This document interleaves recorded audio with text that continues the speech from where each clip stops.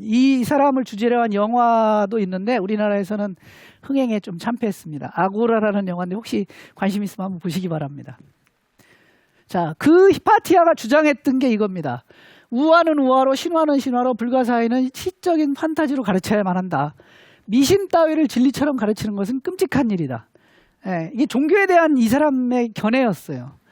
유익한 사람들은 그런 가르침을 진리로 받아들이고 나서 엄청난 고통을 겪지만 더 비극적인 것은 결국 그들은 그러한 가르침에 만족함을 느낀다는 점이다. 현혹된다는 거죠, 미신에.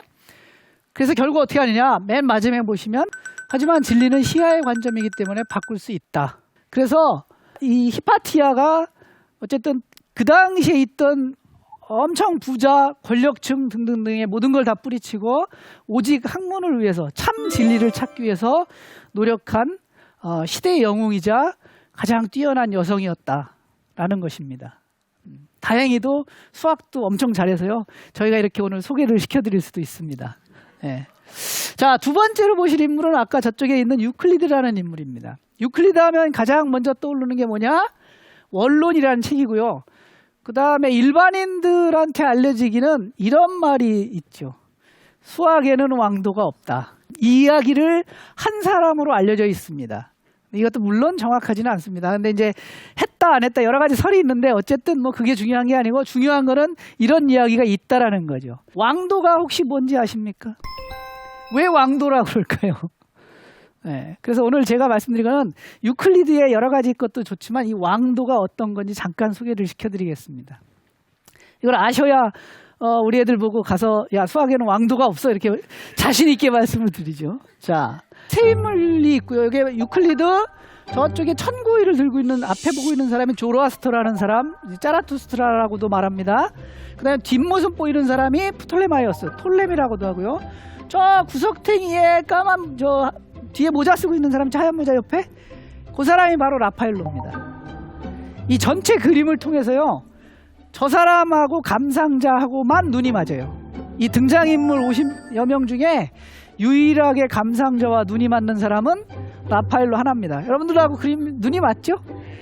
왜 쳐다보고 있을까요? 내 그림 잘 보고 있니?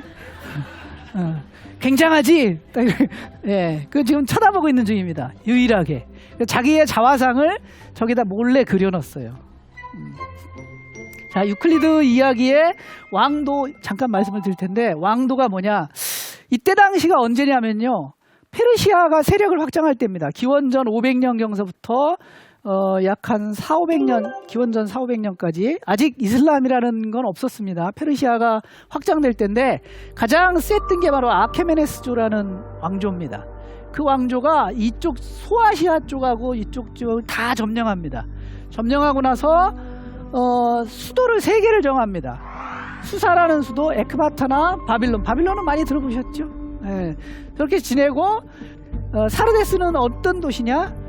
지중해로 나가는 관문입니다. 옛날에 이 동네는 지중해가 세계의 전부였죠. 지중해하고 연결이 돼야 됩니다. 이 3개의 도시인데 수사는 행정도시예요, 요즘 말로 치면. 그리고 에크바타나는 여름궁전, 바빌론은 겨울궁전. 거기서부터 사르데스까지 약 2,400km랍니다. 그거를 보통 사람이 가면 한 3달 걸린대요. 3달. 로마도 마찬가지입니다. 제국이 딱 되면 맨 먼저 하는 게 뭐냐면 길을 뚫는 겁니다. 왜? 반란이 일어나면요, 빨리 군대를 파견해야 돼요. 그쪽 군대를 가지고 못 막습니다. 왜? 반란군이니까. 왕의 군대, 또 왕의 사신, 또 왕의 소식, 명령 이런 걸 전해야 되겠죠. 그래서 길을 뚫어요. 그래서 이 수사에서 사르데스까지 2,400km에 달하는 길을 뚫습니다. 여기는 왕만 다녀요. 또는 왕의 군대, 왕의 사자. 일반인이 가면 안 됩니다. 죽습니다. 저기서부터 2,400km인데 약 한 25km마다 하나씩 역을 뒀대요. 그래서 여기서 그래서 말을 타고 막 달립니다. 25km 가서 이 전령이 말만 바꿔 타고 또 달리는 겁니다. 계속. 네, 그렇게 해서 수사에서 사르데스까지 가는데 일주일이면 갔대요. 그러니까 3달 걸릴 게 일주일에 가니까 얼마나 빠른 겁니까? 엄청 빠르죠. 네, 수학에는 이런 왕도가 없습니다. 수학에는 굉장히 열심히 공부하는 것밖에 없어요. 네, 그래서 나중에 이 유클리드가 프톨레마이오스라는 이 이집트의 통치자 알렉산더의 친구였는데 이집트를 통치하게 된 프톨레마이오스한테 이제 수학을 가르칩니다. 프톨레마이오스가 이게 너무 어려워요.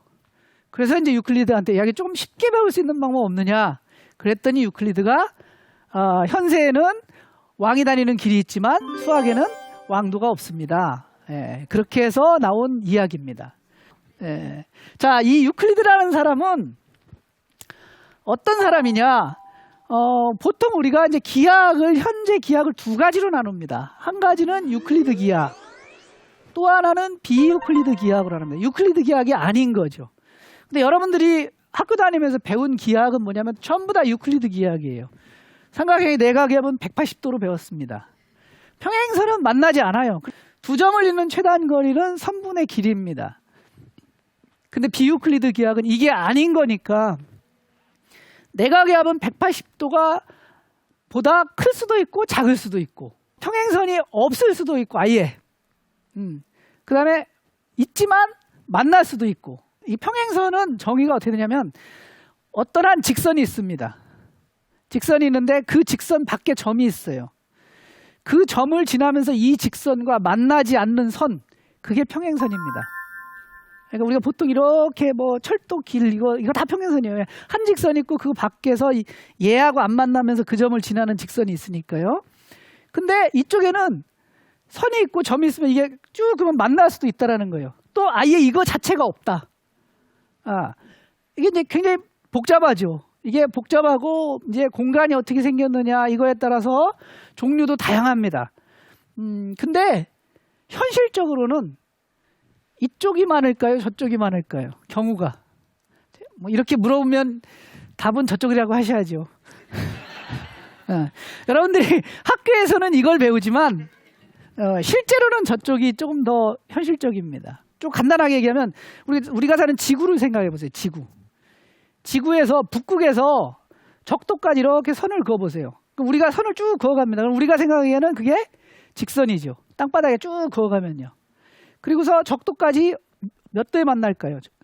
북극에서부터 선을 그어내면 90도로 만나겠죠? 그죠? 자, 다른 쪽에서 또 이렇게 그어내면 또 90도로 만나겠네요. 그럼 북극에서 이렇게 두 점이 이렇게 내려갔으니까 거기도 90도로 만들 수 있겠네요. 그럼 삼각형이 됩니다. 이렇게 구부러진 삼각형. 지구상에 살고 있는 우리한테. 그래서 세 각을 더하면 270도네요. 벌써 틀리네요. 그죠? 두 점을 잇는 최단 거리는 선분이 아닙니다. 여러분들 비행기 타서 미국 가시려면 선분으로 직선으로 안 갑니다. 다 알래스카를 통해서 가요. 이렇게. 거기가 최단 거리입니다. 거기가. 그래서 이제 유클리드 기하학과 비유클리드 기하학의 차이가 그런 게 있는데 비유클리드 기하학이 훨씬 더 우리한테 좀 여러 가지 과학을 만드는데 좀 더 유용해요. 근데 이제 그거 중에 하나를 아주 간단한 예를 좀 제가 좀 보여드릴게요. 이거 택시 기하학이라고도 하고 맨하탄 거리라고도 합니다. 자, 여기 지금 세 점이 있습니다. A, B, C 세 점이 있는데요. A와 C는 거리가 3입니다. B와 C는 4예요. 그러면 이게 직각삼각형입니다. 그럼 A와 B의 거리는 피타고라스 정리에 의하면 5 되겠네요. 5. 그죠? 이게 유클리드 기하학입니다. 그럼 A와 B 두 점을 잇는 최단 거리는 얼마냐면 5죠. 5. 여러분들이 그렇게 배웠습니다. 그런데 어느 날 갑자기 건물이 생겨요. 거기에. A와 B 사이에 건물이 딱 생겼습니다. 건물이 생기고 출입 통제를 딱 해요. 카드를 대야지 갈 수 있어요. 그냥 통과 못합니다.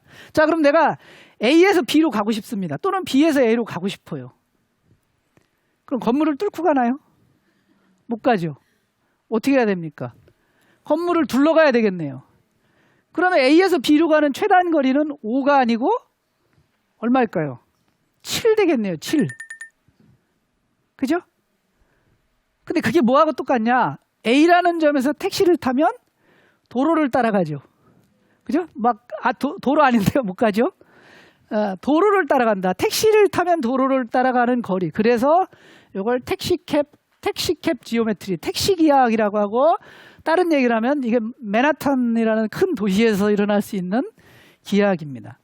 이 기하학이 얼마나 신기한지 좀 하나 보여드릴게요. 차이가 이 두 개의 차이가 있습니다. 우리가 여러분들이 학교에서 배우는 유클리드 기하학과 택시 기하학, 이걸 보여드린 이유는 이제 아까 그림에서 보셨던 그런 엄청나게 많은 철학자들이 일구어 놓은 거가 요 유클리드 기하학을 바탕으로 읽어 놓은 겁니다. 그 이후에 르네상스 시대 이후에 이제 이런 기하학이 나타나서 더 큰 발전을 이루게 됐습니다. 어쨌든 그래서 그 철학자들의 숨은 노력이 있긴 하죠. 한번 보실게요.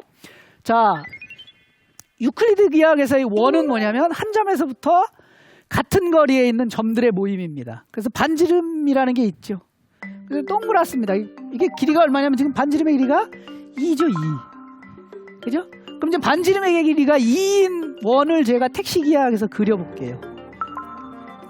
이렇게 생겼습니다. 왜 이렇게 생겼냐? 여기서부터 여기까지 거리가 얼마입니까? 2죠? 여기는 어떻게 갈까요? 여기서 이렇게 가나요? 못 간다고 그랬죠? 여기 건물이 있습니다. 그럼 어떻게 가야 돼요? 이렇게 가야 되겠네요. 맞나요? 아니면 이렇게 가든지. 근데 이 길이가 얼마예요? 1이죠? 그러니까 이렇게 하면 2입니다. 여기도 2, 여기도 2예요. 똑같죠? 그래서 유클리드에서는 원이 저렇게 동그란데 택시 기하학에서는 이렇게 마른 모입니다. 정삼각형 마지막으로 한번 볼까요? 정삼각형은 세 변의 길이가 같은 겁니다. 여기는 4죠, 길이가. 택시 기하학에서는 4입니다, 얘도. 왜냐하면 여기가 4, 여기서 여기까지 거리가 1, 2, 1, 2. 그래서 1, 2, 3, 4. 이것도 4, 4, 4입니다. 근데 모양이 틀리죠? 정삼각형의 성질이 뭐가 있습니까? 세 각의 크기가 다 똑같아요. 얘는 다릅니다. 그러니까 정의도 바뀌어야 돼요. 모든 게 다 바뀝니다. 어렵죠? 네. 요걸 보여드리는 것까지 해서 제가 비유클리드 기하학을 요런 게 비유클리드 기하학이구나. 요게 아주 가장 간단한 비유클리드 기하학입니다. 요런 걸 기반으로 해서 이제 과학이 발전하고 등등 한 거죠. 자, 그 안에 있는 인물들이 바로 이제 그런 역할을 했던 인물들입니다. 그래서 이 학당 안에 여러 사람들이 모여 있고 그 사람들이 전부 다 철학을 했고 그 철학을 기반으로 해서 오늘날에 우리가 알고 있는 과학, 무슨 비행기, 뭐 스마트폰 등등등이 나오게 됐다라는 겁니다. 그래서 이분들한테 굉장히 감사를 드리면서 오늘 제 얘기를 마치겠습니다. 고맙습니다.